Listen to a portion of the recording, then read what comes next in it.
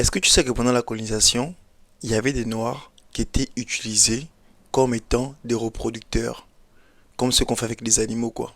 Il était juste là pour reproduire.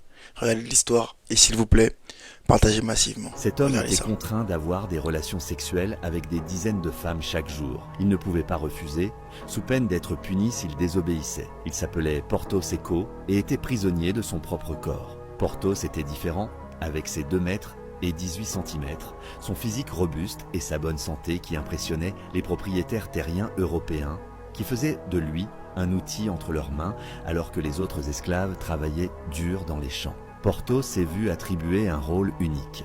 Il était contraint de se reproduire quotidiennement, acceptant de nouvelles femmes et de nouveaux ordres, sans aucune possibilité de refuser. Son maître pensait que sa force et sa taille seraient transmises à ses enfants, ce qui en ferait des travailleurs idéaux. En effet, les enfants de Porthos étaient emmenés forts et en bonne santé, mais lui-même vivait dans une cage dorée, jouissant de privilèges mais pas de liberté. Il est mort en 1958, laissant derrière lui plus de 200 enfants. Mais ce dont les gens se souviennent, ce n'est pas sa force, mais la tragédie d'un homme réduit à l'ombre de lui-même par la volonté d'autrui.